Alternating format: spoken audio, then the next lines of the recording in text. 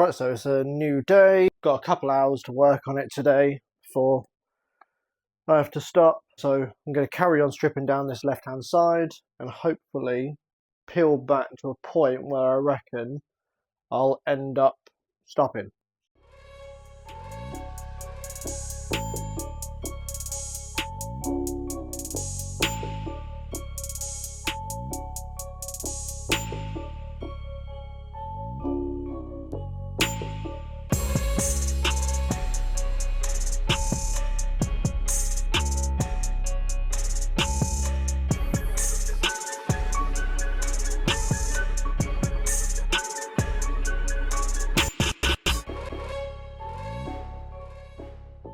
Right, so that's it for another day. Managed to get a lot of the corroded stuff cut off this left-hand rear quarter. So as you can see, there we are. I've got a flange, and lucky enough, it's quite good. I'll probably end up trimming it back a little bit further on this panel, but looking at it, I think that's going to end up coming off when that top panel comes off above the fuel tank and the rear scuttle and boots around. So I think I'll take that bit off and then look at repairing this inner section here, because that might be able to stay, just to keep as much original support as I can. Obviously, it is looking still very sad down here, as it seems as I've taken it off, there is a plate over a plate, hence why I'm now the proud owner of a pile of bran flakes. But yeah, so overall, it's not too bad of a quality of metal to actually start with. There may be some of you saying, I probably would have got a better shell to start out with, but as I've come to learn with these cars in particular, there's dozens and dozens of people claiming they have rust-free cars, and largely they're not. So I'd rather deal with a car that I know is at least mechanically decent and just repair the body as is. It's a car I already own, so it didn't really cost me anything in the grand scheme of things. So with that being said, yeah, time to call it a quit for today and this week. I may end up keeping this video going until I've just stripped all the metal off, or I may just call it an end at the end of this left hand side. Depends on the length of video. By the time I've done some amateur editing, I think that's going to take me about as long as doing the actual work itself. But I think what's apparent to me so far is it might be worth getting some wheeling dolly skates for the wheels, just so I can push it up against the wall and get a bit more room down the side, and then just push it back over when I start doing the other side. Give me a bit more space working on the bits individually. But that seems like something to look at in the house instead of the garage. So yeah, lots to do, lots of things to figure out, but guess that's all part of the process. Yeah, with that, thanks for watching so far. So it's a new day, finish another warm, humid day at work, and I've got an hour or two to kill on this. I've already moved the car over somewhat. The car's light enough that I don't think I need dollies at this point, so I just shimmied it over little by little. So at least I've got a bit more working space this side. So I'm going to carry on, take off that panel and trim back this top section a little bit further. And yeah, I think that's the game plan for this evening. If I'm to call it quits for dinner and whatnot. So let's make the most of it.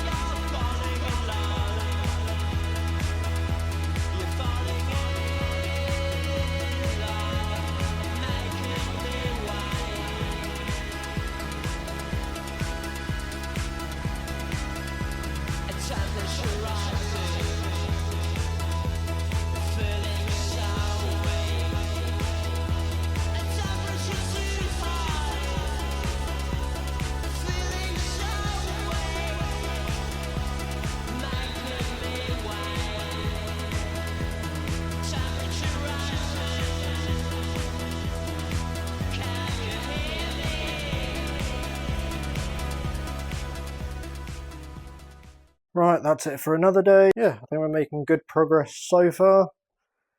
The left hand side's pretty much all stripped down. So just to recap, all of that's cut off, all the top section there, and then obviously I'll carry that on when I go over to the right hand side. Everything roughly is cut off now. Smidge more trimming there, but I'm not super stressed about getting that off now. I think I might end up taking this cap off in the end. Just cut it down there. Let's remove that. So yeah, it's, found a bit more rust under here, which comes off in nice chunks. That came off of it. See if I can. Yeah, a little bit of sadness there, but I think we're at a point now where this side can start going up a little bit and start patching some stuff in, ready for it to become a bit more solid. So I'll have a bit of a clean up, just finish up the day, and that'll be it for today. So it's a new day, new weekend.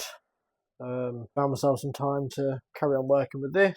So as you can see, I've got the car up on axle stands, up on this side. So I'm going to whip the wheels off and really just start cleaning up some of the underside. Just expose any bits that need repairing or stuff that can just get cleaned up and coated. I've got some aerosol epoxy primer that I'll show you later on, just to coat them so they don't get flash rusted in the meantime. But later on that'll get removed and properly 2-pack sprayed. Any products that I use and recommend will only really be stuff that either I've used in the past in a professional sense and stuff that I'd actually use myself. So I'm not going to recommend anything that, you know, just for the sake of it. I'll only recommend stuff that I know works and actually does the job that it should. So yeah, let's get cracking cleaning.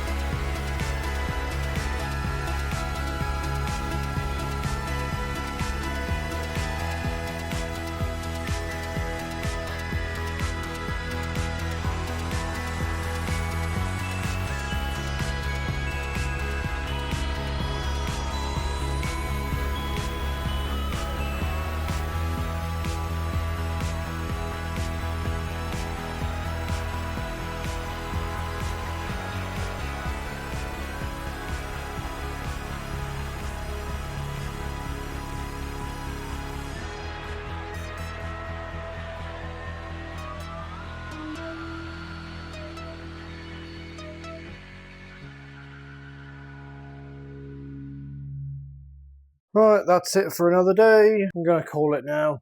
It's late. I don't think the neighbours will appreciate all the banging and drilling and cutting and whatnot. So cleared away 90% of the stuff that I don't need and the stuff that's in the way. So yeah, so definitely a learning experience going through. So obviously I'll clean up inside here.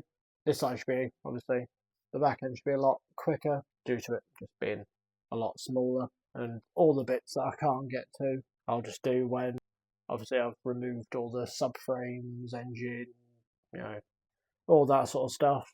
I've already WD-40'd a lot of the bolts on this side. I'll probably give it another hit before I head in, just try and free them up as much as I can in the meantime. But yeah, I think we'll pick this back up tomorrow and see what we can get done this week.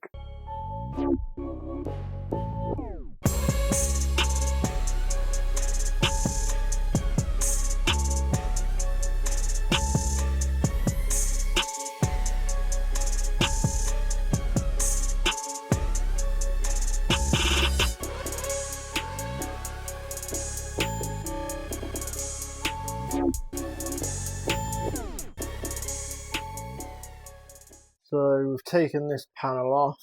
and obviously minus the bits where we've undone the spot welds, it's not actually looking too bad. Obviously that bit's going to want a bit of attention, so I'll clean that up and see what's there and what sort of quality is left.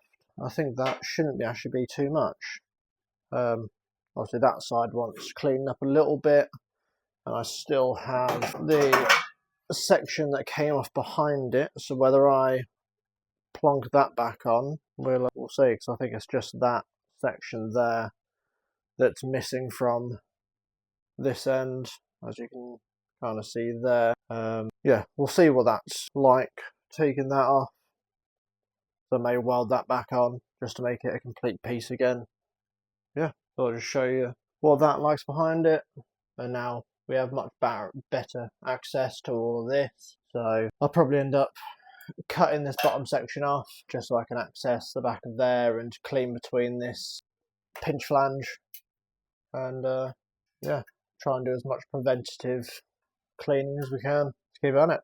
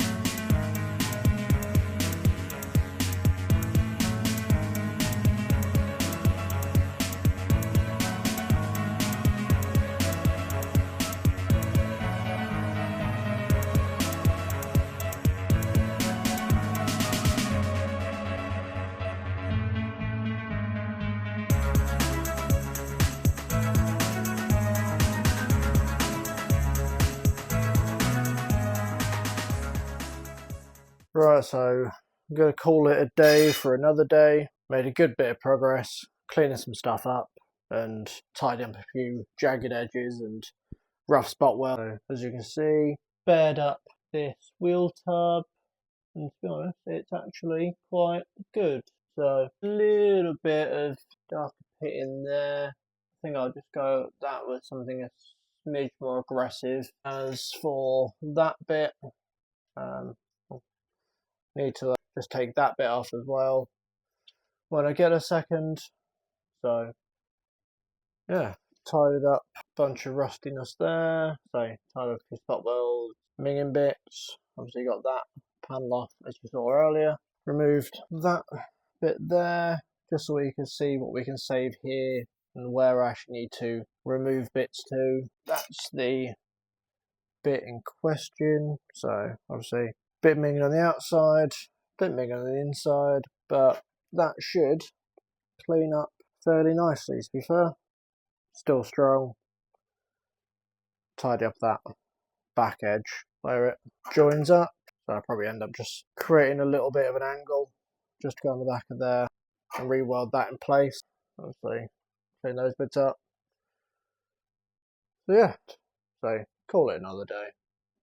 Go start cooking a roast dinner. I'll have a quick tidy up, clean a few bits off, and then I'll show you what epoxy aerosol I've used and that I'm going to be using on this job in particular. So yeah, so I've had a quick clean up and given it a quick blow down. So this is what I'll be using just to sort of protect it from flash rusting and bits and bobs. When it's all kind of all together, I'll end up re-prepping it all and covering it in most likely Spectral 385 1-to-1 epoxy primer. through an actual gun. But yeah, it's actually very good at what it does, especially considering it's an aerosol. So I've already been shaking this off camera because I didn't really think you'd want to see, well, 2 minutes of shaking a can. So you can see it goes on real nice. And I guess the most important thing is that it actually works.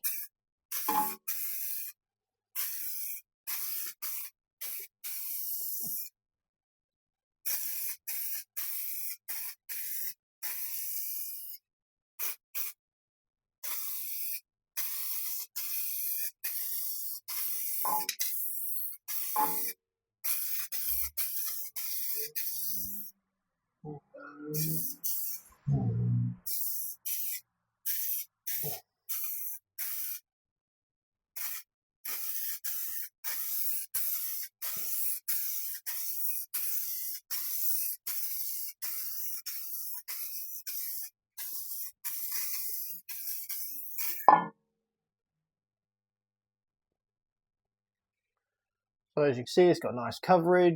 It's thin enough that it can actually flow into seams and stuff like that. It's not all blobby. And this can actually work as a rub-through primer as well. So if you're actually painting a car and you find you've got a small bit of, bare metal showing on a corner, you can actually just spray this straight on, give it 10 minutes and paint directly over it without the need to actually reprime or rub it back down and get your booth dusty or anything like that. So yeah, it's actually a very good product. I've been using this for a good couple of years at my previous job.